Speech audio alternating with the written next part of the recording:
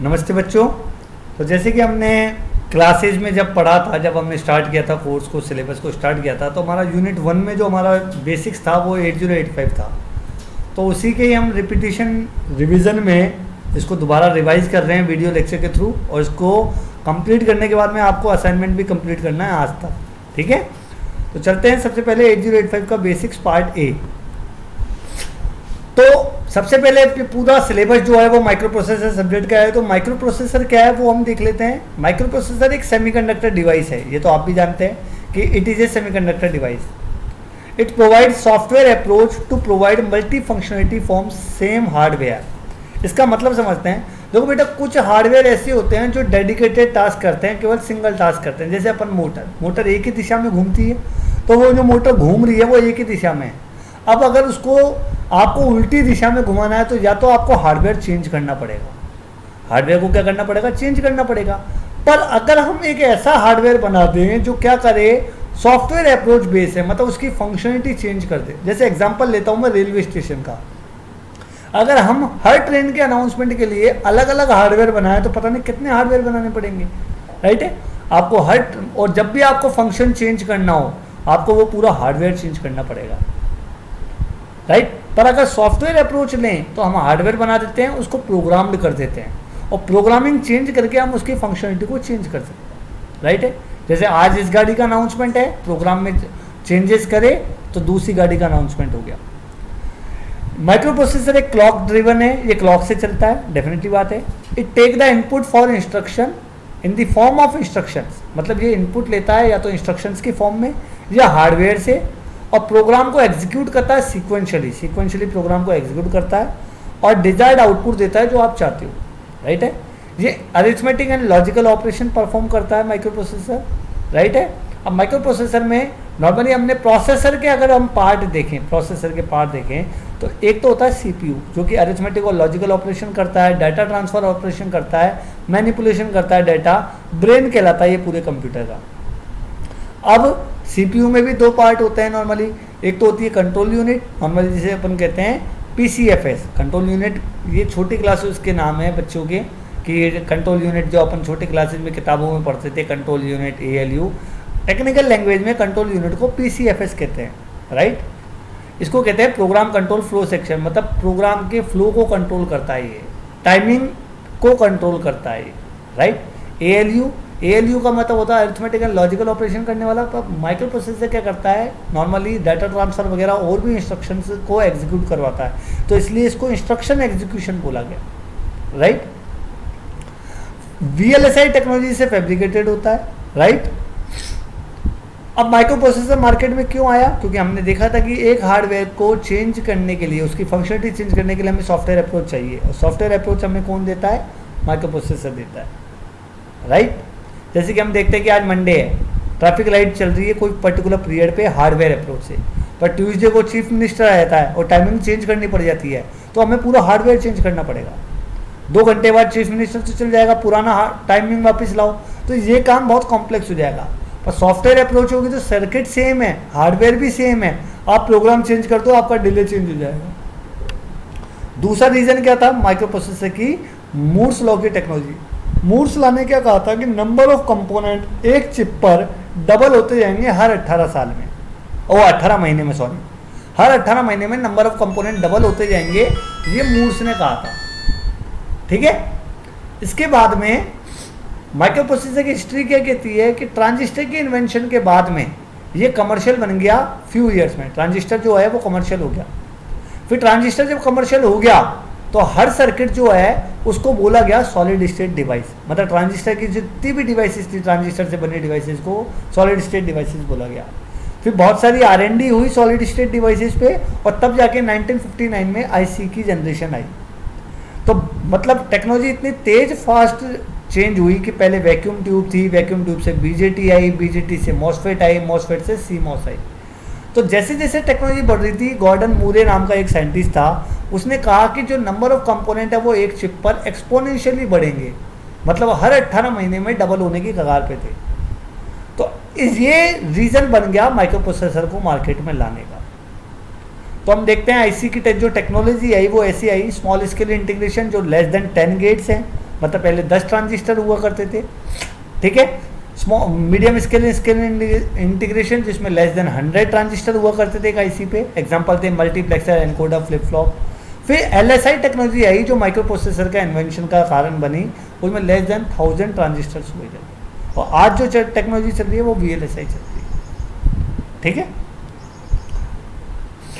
इसके बाद में हम देखते हैं कि एक माइक्रो प्रोसेसर की ट्री के इवोल्यूशन ट्री के 3 ब्रांचेज हैं। एक तो मेन ब्रांच जिसमें माइक्रो प्रोसेसर की कैपेबिलिटीज बढ़ी। पहले माइक्रो प्रोसेसर 4 बिट का आया, फिर 8 बिट का आया, फिर 8 बिट में भी और भी कैपेबिलिटीज आ गई, जैसे पाइपलाइनिंग कॉन्सेप्ट आ गया, कैश मेमोरी कॉन्सेप्ट आ गया, तो कैपेबिलिटीज बढ़ती गई और आखिरी में 16 बिट का हो गया, फिर 32 बिट का हो गया, फिर 64 बिट का हो गया। तो इस हिसाब से amount of memory, amount of वो cache memory, amount, pipelining concept और डाटा प्रोसेसिंग की स्पीड और डाटा प्रोसेसिंग का साइज, इस हिसाब से माइक्रो प्रोसेसर की कैपेबिलिटी बढ़ी। ये कहलाती है हमारी मेन ब्रांच, राइट। जो साइड ब्रांच है वो हमारी माइक्रो कंट्रोलर से है, मतलब माइक्रो प्रोसेसर से निकल के जो बना वो बना माइक्रो कंट्रोलर।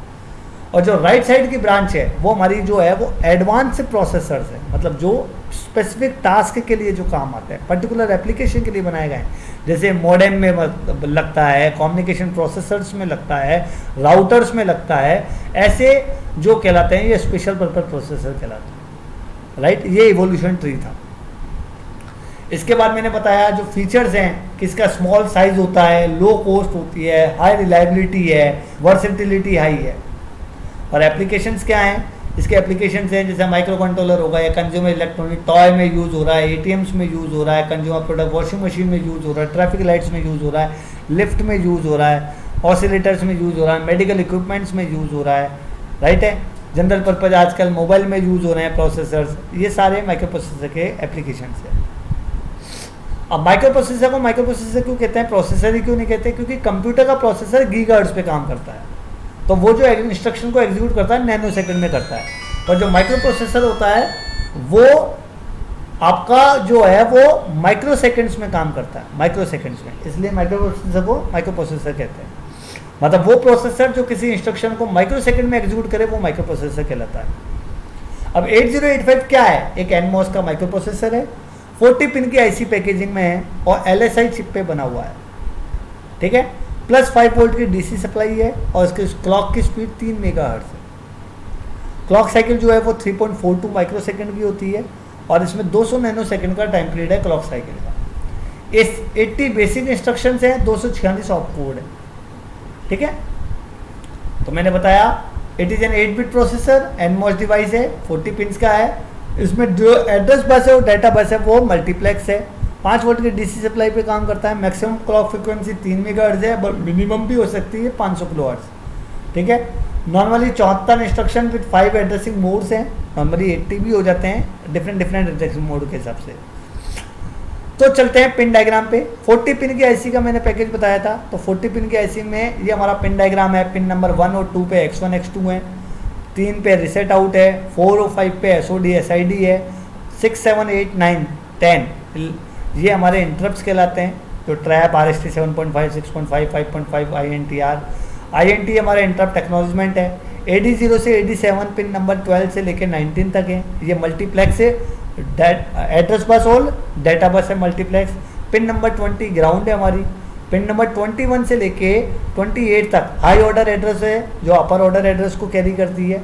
29 पे S0 और 33 पे S1 है, ये स्टेटस सिग्नल कहलाते हैं। 30 और 31 पे कंट्रोल सिग्नल है, RD बार और WR बार, रीड राइट। 32 पे ALE होता है, VPP कहते हैं जिसे। 34 पर IO/M बार है, मतलब जो माइक्रो प्रोसेसर है वो प्रोग्राम को कहाँ से उठाएगा, जो भी मतलब इनपुट आ रहा है वो मेमोरी से आ रहा है या इनपुट आउटपुट डिवाइस से को है या आ जा रहा है। फिर है 35 जो है वो हमारा रेडी सिग्नल है। 36 जो है हमारा रिसेट इन बार है। 37 हमारा क्लॉक आउट है। 38 और 39 हमारे HLD और होल्ड है, और 40 हमारी सप्लाई है। अब इन पिन्स के देखते हैं। तो सबसे पहले आती है एड्रेस बस। एड्रेस बस देखो 16 बिट की होती है। 16 बिट के एड्रेस बस को 2 भागों में तोड़ा गया है, लोअर ऑर्डर और अपर ऑर्डर।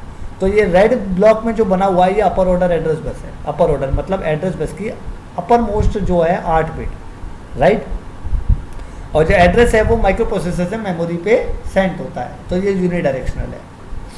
डाटा बस ये 8 बिट का होता है। अब 8 बिट का डेटा बस है वो जो कहलाता है, ये रेड ब्लॉक में है D0 से D7। अब होता क्या है, पिन को सेव करने के लिए, क्योंकि अगर 16 बिट का एड्रेस बस अलग रखते और 8 बिट का डेटा बस अलग रखते तो 24 पिनें एक्स्ट्रा चाहिए होती। पर हम देखते हैं कि एट ए टाइम नॉर्मली या तो एड्रेस चाहिए होता है या डेटा चाहिए होता है। तो एड्रेस चाहिए या डेटा चाहिए, तो इसलिए हमने क्या करा, लोअर ऑर्डर एड्रेस और हायर लोअर ऑर्डर एड्रेस और डाटा बस दोनों को मिला दिया। तो एट ए टाइम ये जो रेड ब्लॉक है इस पर या तो डेटा आएगा या लोअर ऑर्डर एड्रेस आएगा। अपर ऑर्डर एड्रेस तो पहले वो था 21 से 28, पर लोअर ऑर्डर एड्रेस केवल 12 से लेके 19 पिन पे आएगा, उस टाइम डेटा नहीं आएगा। और जब डेटा आएगा तो फिर एड्रेस नहीं आएगा। इस पिन का निर्धारण करती है ALE, address latch enable. Control signal read और राइट। तो रीड जो है वो सिग्नल हमारा क्या कहलाता है कि अगर हमारा कोई ऑपरेशन रीड का है तो RD पे लो जाएगा, अगर हमारा कोई ऑपरेशन राइट का है कि पर्टिकुलर मेमोरी को राइट करना है तो वो राइट WR पे लो जाएगा। ये बार जो है वो शो करता है कि ये एक्टिव लो है। तो रीड ऑपरेशन है तो ये इस पे लो जाएगा, और राइट ऑपरेशन है तो WR पे लो जाएगा, और ये आउट सिग्नल है। तो स्टेटस सिग्नल, अगर हमारा जो इंस्ट्रक्शन है, जो एग्जीक्यूट डेटा आ रहा है हमारा, वो अगर मेमोरी से आ रहा है तो I0/M पे लो जाएगा, और अगर इनपुट आउटपुट से आ रहा है तो हाई जाएगा। मतलब अगर इनपुट से कोई डिवाइस, इनपुट ले रहे हैं अपन किसी डिवाइस से या आउटपुट दे रहे हैं किसी डिवाइस को, तो I0/M बार पे हाई रखेंगे। पर अगर हम किसी प्रोग्राम को या किसी ऑपरेंड को हम मेमोरी से ले रहे हैं या मेमोरी को दे रहे हैं तो इस पिन पे हम लो रखेंगे। S0 और S1 हमारे स्टेटस सिग्नल है जो हमें ये बताते हैं कि कौन सा ऑपरेशन करना है। एक्चुअली कुछ जब कोई इंस्ट्रक्शन एग्जीक्यूट होता है तो कुछ मशीन साइकिल एग्जीक्यूट होती हैं, जैसे रीड, राइट, ऑपकोड, फैच, ठीक है। तो ये S0 और S1 बताते हैं। पावर सप्लाई 2 पिनें हैं पावर सप्लाई की, एक VCC जो 5 वोल्ट की है, एक VSH जो ग्राउंड की है। ये इंटरप्ट सिग्नल है जो इंटरप्ट के काम आते हैं। तो नॉर्मली हार्डवेयर इंटरप्ट हैं ये इंटरप्ट। तो एक तो होता है ट्रैप जो पावर फेलियर के लिए यूज होता है, सबसे हाईएस्ट प्रायोरिटी होती है, इसको नॉन मास्केबल है, इसको ढक नहीं सकते आप, ये अगर आ गया तो आपको करना ही पड़ेगा। RST 7.5 ये मास्केबल इंटरप्ट है, इसकी सेकंड हाईएस्ट प्रायोरिटी होती है। 6.5 थर्ड हाईएस्ट प्रॉपर्टी, ये भी मास्केबल है। 5.5 फोर्थ हाईएस्ट प्रायोरिटी होती है, ये भी मास्केबल है। INTR इंटरप्ट रिक्वेस्ट है, ये इंटरप्ट की रिक्वेस्ट करता है, ये भी मास्केबल है, इसकी लोवेस्ट प्रायोरिटी होती है। एक्सटर्नली इनिशिएटेड सिग्नल जो होते हैं वो 3 तरह के हैं। INTA मतलब जब कोई इंटरप्ट आता है तो उसके जवाब के में इंटरप्ट एक्नॉलेजमेंट सिग्नल आउट जाता है, राइट है। रिसेट इन पे क्या होता है, अगर किसी डिवाइस को अगर हम माइक्रो प्रोसेसर को रिसेट करवाना चाहते हैं तो उस पिन पे लो दे दो, ये पूरी डिवाइस रिसेट हो जाएगी और प्रोग्राम काउंटर 0 पे आ जाएगा, मतलब वापस प्रोग्राम शुरू से एग्जीक्यूट होगा। रिसेट आउट, अगर माइक्रो प्रोसेसर की मदद से किसी दूसरी डिवाइस को रिसेट करवाना है तो वो रिसेट आउट होता है, ठीक है। रेडी, ये सिग्नल जो है वो ये है कि जब कोई डिवाइस रेडी है सेंड करने के लिए, रिसीव करने के लिए डेटा को, तो रेडी लो हो जाता है। मतलब रेडी लो हो जाता है तो CPU को वेट करना पड़ता है जब तक रेडी हाई नहीं हो जाए, मतलब वो डिवाइस तैयार हो, डिवाइस डाटा भेजने को तैयार हो या डाटा रिसीव करने को तैयार नहीं है दूसरी डिवाइस MUP से, माइक्रो प्रोसेसर से, तब तक रेडी लो रहेगा। जैसे वो रेडी हो जाएगी वो हाई हो जाएगा। होल्ड, जब कोई दूसरी डिवाइस माइक्रो प्रोसेसर की बस को रिक्वेस्ट चाहती है, वो माइक्रो प्रोसेसर की सर्विस नहीं चाहती है, उसकी बस फैसिलिटी चाहती है, उसकी बस को एक्सेस करना चाहती है, तो वो डिवाइस होल्ड सिग्नल भेजती है और उसके रेस्पॉन्ड में HLDA सिग्नल भेजा जाता है। मतलब कोई डिवाइस, क्योंकि उस डिवाइस के पास में बस नहीं है, बाकी सारी चीज़ें हैं, सपोज करो वो डिवाइस सपोज करो मेमोरी को एक्सेस करना चाहती है, पर मेमोरी को एक्सेस करने के लिए उसके पास बस नहीं है, तो वो डिवाइस क्या करती है, MUP से बस उधार मांग सकती है by sending the hold signal, और उसके जवाब में HLDA सिग्नल आता है। सीरियल इनपुट डाटा और output data, serial input data और आउटपुट के लिए जो पिन्स होती हैं वो SID और SOD है। SID मतलब इनपुट पे डाटा आता है, कोई डिवाइस से इनपुट लेना हो बाय रिम इंस्ट्रक्शन एग्जीक्यूट होता है, और आउटपुट पे अगर डाटा भेजना हो तो वो जो है सिम इंस्ट्रक्शन यूज होता है। ऑसिलेटर, क्योंकि मैंने बताया था एक क्लॉक ड्रिवन है, तो उसको जो ऑसिलेटिंग पिन होती है वो इंटरनल क्लॉक जनरेटर होता है, तो ये क्रिस्टल ऑसिलेटर यहाँ पे लगाना पड़ता है X1 X2 पे, राइट है। क्लॉक आउट, अगर किसी दूसरी डिवाइस को क्लॉक सिग्नल देना हो तो क्लॉक आउट के थ्रू दिया जाता है। Thank you.